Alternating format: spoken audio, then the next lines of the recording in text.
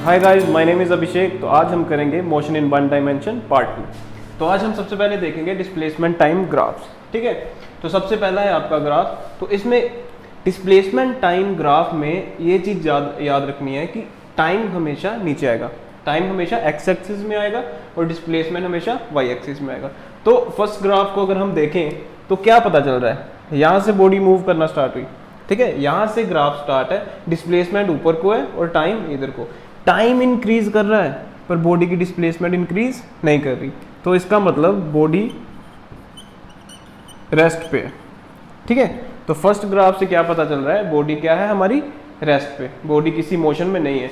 तो second graph याद रखो, कभी भी स्ट्रेट लाइन ग्राफ मिले, कभी भी डिस्प्लेसमेंट टाइम और कोई भी ग्राफ अगर स्ट्रेट लाइन है तो उसका क्या मतलब है कि body is in uniform motion. ठीक है, यूनिफॉर्म मोशन क्यों? क्योंकि इक्वल स्ट्रेट लाइन ग्राफ उसी टाइम बनता है जब हमारा इक्वल डिस्प्लेसमेंट हो रही है इक्वल इंटरवल ऑफ टाइम में। तो यहां पे क्या होगा, इक्वल डिस्प्लेसमेंट हो रही है इक्वल इंटरवल ऑफ टाइम में, तो उसी केस में आपका बनेगा ग्राफ स्ट्रेट लाइन। ठीक है, तो जब भी ग्राफ स्ट्रेट लाइन बनेगा उसको हम बोलते हैं स्लोप। क्या बोलेंगे हम? स्लोप। स्लोप का मतलब होता है स्लैंटनेस। स्लैंटनेस का मतलब ये जो ग्राफ हमारा बन रहा है, ये जो स्ट्रेट लाइन है जिस हॉरिजॉन्टल से कितना उठी हुई है, मतलब कितने डिग्री का एंगल बना के उठी हुई है, इसको हम बोलते हैं स्लोप। तो हम देखते हैं कि डिस्प्लेसमेंट टाइम ग्राफ का स्लोप हमें क्या देता है। तो स्लोप को निकालने का तरीका है, स्लोप मतलब tan थीटा। ठीक है, तो tan थीटा क्या होता है हमारा, परपेंडिकुलर अपॉन बेस। तो यहाँ पे परपेंडिकुलर क्या है, ये चीज अगर मैं इसको बोलूं, मतलब परपेंडिकुलर में क्या मिल रहा है, इधर देख लो, डिस्प्लेसमेंट मिल रही है और बेस में टाइम। और डिस्प्लेसमेंट अपॉन टाइम क्या चीज होती है, वेलोसिटी। ठीक है, तो मतलब डिस्प्लेसमेंट टाइम ग्राफ की स्लोप हमें क्या देती है, वेलोसिटी। और ये कौन सी वेलोसिटी है, यूनिफॉर्म वेलोसिटी। क्यों? क्योंकि equal displacement in equal interval of time हो रहा है, तो वेलोसिटी क्या होगी हमारी, यूनिफॉर्म। ठीक है, जितनी बड़ी स्लोप होगी उतनी ज्यादा वेलोसिटी होगी। ठीक है, ये हम बाद में फिर से देखेंगे आगे। तो ग्राफ नंबर 3 में हम बोल सकते हैं कि इतने डिस्प्लेसमेंट के बाद बॉडी यूनिफॉर्म मोशन में चल रही है, तो ये भी यूनिफॉर्म मोशन है, मतलब यूनिफॉर्म वेलोसिटी है यहाँ से। ठीक है, यहाँ से हम देखें। ठीक, तो उसके बाद है हमारा ग्राफ नंबर 3। तो ये भी क्या है, ये हमारे पास क्या है, दो बॉडीज है ए एंड बी। ए भी यूनिफॉर्म मोशन में चली, ए की भी यूनिफॉर्म वेलोसिटी है और बी की भी यूनिफॉर्म वेलोसिटी है। तो अगर हमें पता करना हो कि किसकी वेलोसिटी ज्यादा है तो हम क्या निकालेंगे, स्लोप। क्योंकि स्लोप डिस्प्लेसमेंट टाइम ग्राफ की स्लोप हमें क्या देती है, वेलोसिटी। तो कैसे निकालेंगे हम इसकी वेलोसिटी, मैंने क्या बोला था, जितनी ज्यादा स्लोप, स्लोप मतलब स्लैंटनेस, कितना ग्राफ हमारा उठा हुआ है। ठीक है, तो ज्यादा कौन सा उठा हुआ है, ये वाला, बी वाला। तो जिसकी ज्यादा स्लोप होगी उसकी वेलोसिटी क्या होगी, ज्यादा। ठीक है, तो हम निकाल भी सकते हैं। अगर मैं बोलूं जैसे यहां पे टाइम ले लो 1 सेकेंड और बी का हम लेते हैं 2 सेकेंड, इसका ले लो यहाँ पे 3 सेकेंड, यहाँ पे 4 सेकेंड। ठीक है, और इधर डिस्प्लेसमेंट लेते हैं हम 10 मीटर, 20 मीटर, ए की 30 मीटर, बी की 40 मीटर। ठीक है, तो हम पहले स्लोप निकालते हैं ए की, स्लोप ऑफ ए। ठीक है, क्या होगा, डिस्प्लेसमेंट अपॉन टाइम। तो यहाँ हम ऐसे भी बोल सकते हैं, डिस्प्लेसमेंट अपॉन टाइम नहीं बोलना, तो y2 minus y1 upon x2 minus x1 ऐसे भी निकाल सकते हैं। ठीक है, तो कितनी डिस्प्लेसमेंट हुई इसमें, ए में 30। ठीक है, और टाइम कितना है, 4 सेकेंड। ठीक है, 215 ये क्या आएगा हमारा, 7.5 मीटर पर सेकेंड। ठीक है, अभी ए की स्लोप निकाली है, ए की स्लोप क्या है, 7.5 मीटर पर सेकेंड। मतलब स्लोप क्या देती है, ए की स्लोप हमेशा क्या देती है हमें, वेलोसिटी। सॉरी, तो अभी क्या हुआ, ए की स्लोप से हमें क्या मिल गई, ए की वेलोसिटी, तो हम स्लोप बी की निकालेंगे, उससे हमें बी की वेलोसिटी भी मिल जाएगी। स्लोप ऑफ बी, उसका बी का क्या है डिस्प्लेसमेंट, यहाँ से 40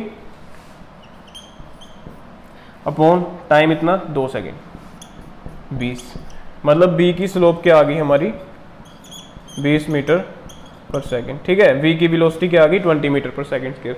तो क्या हुआ, जिसकी अब b की स्लोप ज्यादा है तो उसकी वेलोसिटी ही ज्यादा, ठीक है, जिसकी स्लोप ज्यादा है उसकी ही वेलोसिटी ज्यादा होगी। ठीक है, तो ये हमें पता चल गया।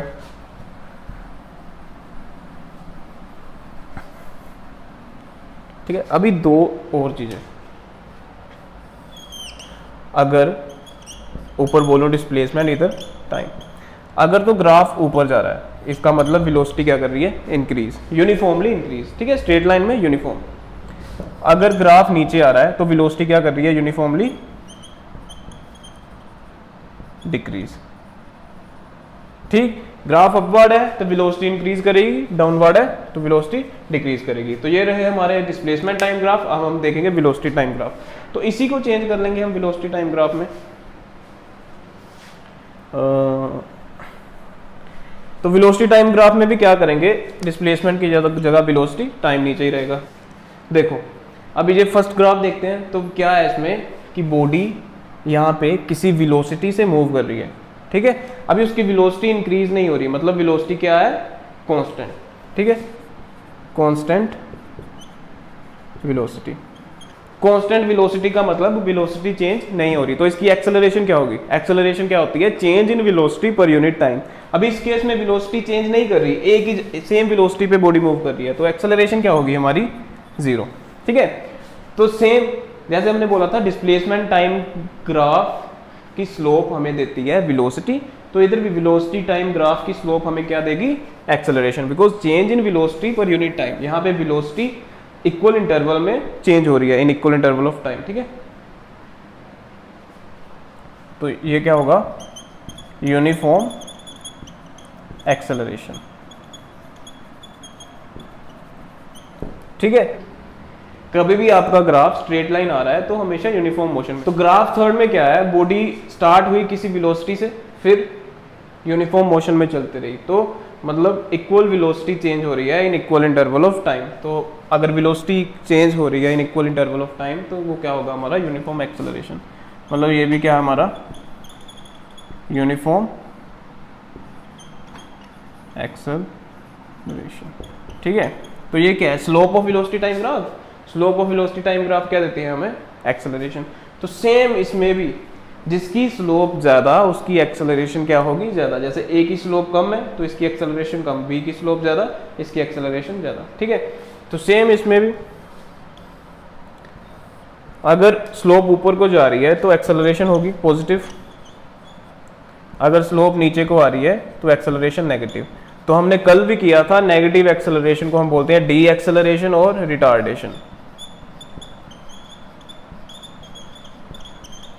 ठीक है, तो ये थे आपके displacement time and velocity time graphs. तो अभी हम एक क्वेश्चन देखेंगे। अच्छा, एक चीज रह गई। ठीक, एक चीज क्या बच गई कि वेलोसिटी टाइम ग्राफ की स्लोप के जो नीचे एरिया है वो हमें क्या देता है। तो क्वेश्चन है, what does the area under the slope of velocity time graph represent. मतलब वेलोसिटी टाइम ग्राफ की स्लोप के जो नीचे वाला एरिया है वो क्या रिप्रेजेंट करता है, वो रिप्रेजेंट करता है डिस्प्लेसमेंट। कैसे, आपको पता है velocity is equal to displacement upon time. Time इधर आ गया, velocity into time, velocity time graph है ना, वेलोसिटी इनटू टाइम क्या हो गया, डिस्प्लेसमेंट। ठीक है, area under the velocity time graph क्या रिप्रेजेंट करेगा, डिस्प्लेसमेंट। क्या था स्ट्रेट, अब अगर हम करते थे हमारा डिस्प्लेसमेंट टाइम ग्राफ में, अगर डिस्प्लेसमेंट नहीं हो रही तो बॉडी रेस्ट पे है। अगर कभी भी ग्राफ आपको स्ट्रेट लाइन मिले तो हम क्या बोलेंगे, body is in uniform motion. अगर velocity time graph straight line मिल रहा है वो हमें देगा यूनिफॉर्म एक्सेलरेशन, अगर displacement time graph straight line मिल रहा है वो हमें देगा वेलोसिटी। ठीक है, अब ये क्वेश्चन करते हैं हम।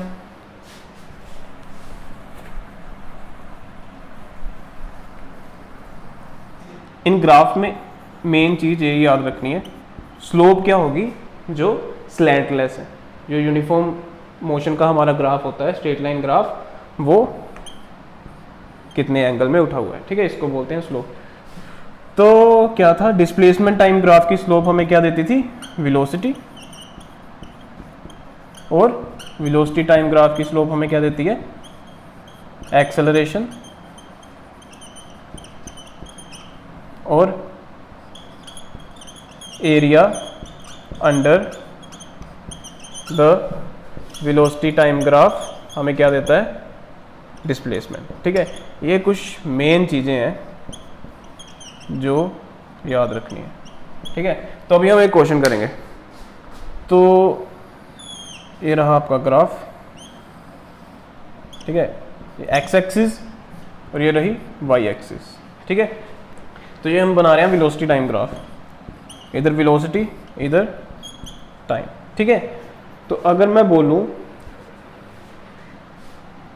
एक बॉडी की इनिशियल वेलोसिटी थी 5 मीटर पर सेकेंड, ठीक है, यहाँ से बॉडी मूव करना स्टार्ट हुई जब इसकी वेलोसिटी हो गई 10 मीटर पर सेकेंड, ठीक है। अभी यहाँ से ये पोजीशन थी ए पोजीशन पे वेलोसिटी क्या थी बॉडी की, 5 मीटर पर सेकेंड, और बी पोजीशन पे इसकी वेलोसिटी क्या है, 10 मीटर पर सेकेंड, और यहाँ से बॉडी फिर इसकी वेलोसिटी कम होती गई, तो ये फिर 5 मीटर पर सेकेंड पे आ गई, ठीक है। इस पोजीशन को हम दे देंगे सी, ठीक है। इसके बाद बॉडी यूनिफॉर्म वेलोसिटी से मूव करी पॉइंट डी तक, फिर इंस्टेंटली इसकी वेलोसिटी ड्रॉप हो गई 0 पे, ठीक है। तो फर्स्ट क्वेश्चन हमने निकालना है the acceleration of B C, ठीक है। बी से सी तक जाने में बॉडी की कितनी डी एक्सेलरेशन हुई, क्योंकि यहाँ पे मैंने क्या बोला था, अगर वेलोसिटी ऊपर को इंक्रीज कर रही है तो मतलब बॉडी एक्सेलरेट कर रही है, अगर वेलोसिटी डिक्रीज कर रही है तो बॉडी डी एक्सेलरेट कर रही है, मतलब उसकी एक्सेलरेशन कम हो रही है, ठीक है। तो मैंने क्या बोला था, हमें एक्सेलरेशन कैसे मिलेगी, अगर हम वेलोसिटी टाइम ग्राफ की स्लोप निकालें, ठीक है। अभी हमें डी एक्सेलरेशन निकालनी है बीसी की, कैसे मिलेगी, ये वेलोसिटी टाइम ग्राफ है, अगर हम बीसी की स्लोप निकाल लें वो हमें क्या देगी, एक्सेलरेशन या डी एक्सेलरेशन, ठीक है। Slope of velocity time graph क्या देती है हमें, एक्सेलरेशन, ठीक है। और नेगेटिव एक्सेलरेशन को ही डी एक्सेलरेशन बोलते हैं, हमने सिंपल एक्सेलरेशन ही निकालनी है, ठीक है। तो इसके लिए हमें क्या निकालना पड़ेगा, स्लोप ऑफ BC, ठीक है। स्लोप ऑफ BC क्या होगी, ऊपर क्या आता है, डिस्प्लेसमेंट, ऐसे मार्क कर लेते हैं, ठीक है, और नीचे टाइम 2 सेकेंड, 3 सेकेंड, 4 सेकेंड, और यहाँ पे 5 सेकेंड, ठीक है। तो BC की स्लोप कैसे निकाल लेंगे हम, y2 माइनस y1, ठीक है। ऊपर क्या आता था, y2 माइनस y1, नीचे t2 माइनस t1, ठीक है। क्या होगा, y2 क्या है, c पे टाइम कितना हमारा, वेलोसिटी कितनी है 5, और कितनी थी पहले b पे कितनी है 10, ठीक। नीचे t2 माइनस t1, टाइम कितना है 4 माइनस 3, मतलब BC स्लोप से हमें क्या मिली, एक्सेलरेशन कितनी है, -5/1, मतलब -5 मीटर पर सेकेंड स्क्वायर। तो ये आ गई डी एक्सेलरेशन। डी एक्सेलरेशन कब आएगी, जब भी हमारी एक्सेलरेशन माइनस में आ जाएगी, उसको हम बोलेंगे डी एक्सेलरेशन। तो ये था आपका फर्स्ट क्वेश्चन। अभी सेकंड क्वेश्चन है, सेकंड क्वेश्चन है find the displacement of car in whole journey,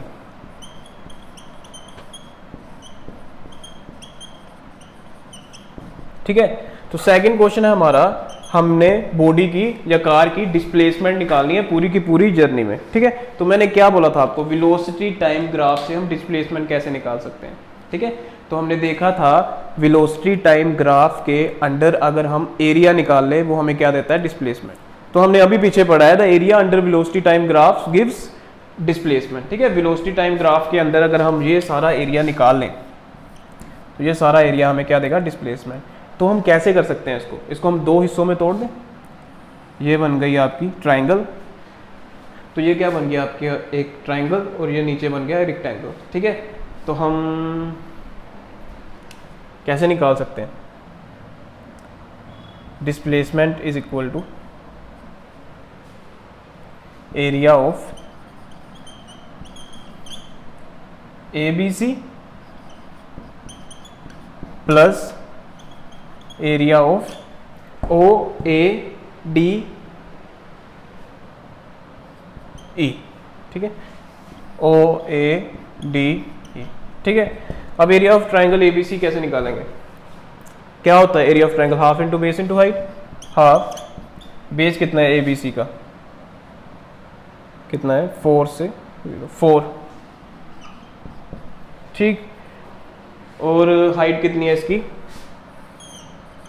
5 से 10, 10 माइनस 5 कितनी हो गई 5, हाइट कितनी इसकी 5, ठीक है। प्लस OADE क्या है, ये रेक्टेंगल है, रेक्टेंगल का एरिया कैसे निकालते हैं हम, लेंथ इंटू ब्रेड्थ, ठीक है। लेंथ कितनी है 5, ब्रेड्थ कितनी है इसकी वो भी 5, ठीक है। क्या आ गया हमारा ये 2 2 4, 10 plus 25 is equal to 35 metre, ठीक है। ये आ गया हमारा डिस्प्लेसमेंट, ठीक। तो होल ग्राफ्स में हमने क्या पढ़ा, डिस्प्लेसमेंट टाइम ग्राफ की स्लोप हमें देती है velocity, and velocity time graph की स्लोप हमें देती है एक्सेलरेशन। तो area under the velocity time graph क्या होता है हमारा, डिस्प्लेसमेंट, ठीक है। बस यही चीज़ें थी आपके इस चैप्टर में। तो आज के लिए इतना ही, बाकी हम करेंगे कल नेक्स्ट वीडियो में। तो प्लीज़ इस वीडियो को लाइक करें, शेयर करें और मेरे चैनल को सब्सक्राइब करें।